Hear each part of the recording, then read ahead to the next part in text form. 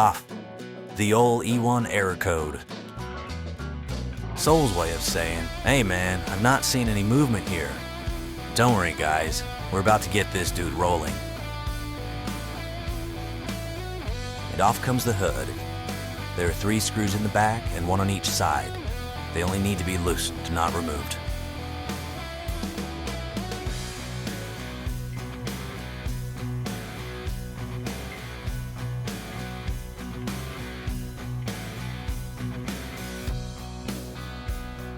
Now this little guy, the reed switch, is responsible for tracking the treadmill's speed.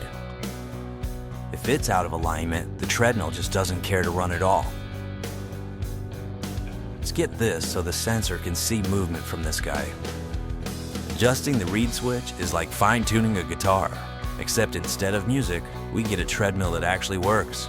There is a magnet on this front roller pulley, and we want this reed switch within 1/8 of an inch from it. Note the arrows on the reed switch. They need to be pointed toward the pulley magnet.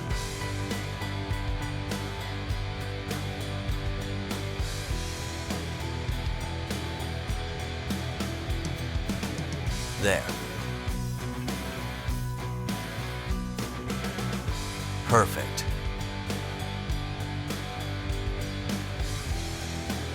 Calibration time. This is where we tell the F63 treadmill, hey buddy, here's how fast you're really going. A few button presses, and boom, we're back in sync. Simultaneously, the treadmill will calibrate the speed and the incline. Move the safety key. Press and hold the speed up and stop buttons, and then apply the safety key.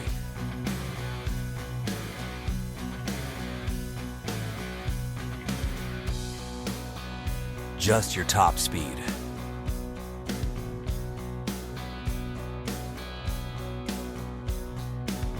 Turn on or off the automatic grade return.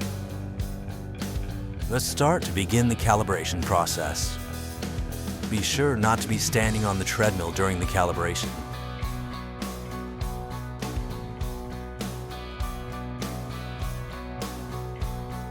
Did you know that treadmills were originally invented for punishment? Back in the 19th century, prisoners were forced to walk on giant treadmills for hours as a form of hard labor. Thankfully, today's treadmills, like the Sole models, are designed for fitness, not punishment. Sole treadmills are known for their durability and cushioned running surface, which help reduce impact on your joints. So next time you step on your treadmill, just be glad you're using it by choice and not as a prison sentence.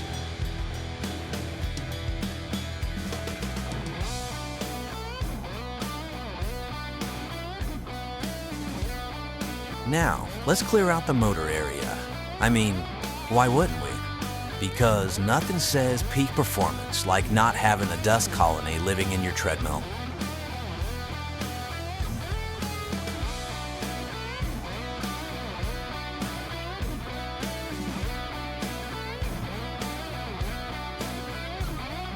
Now, the moment of truth.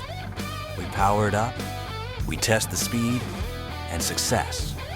No more E1 error, just smooth running like a well-oiled machine. Speaking of oiling machines, be sure to check out my other videos. If the E1 error code still persists, your next step would be to replace the reed switch.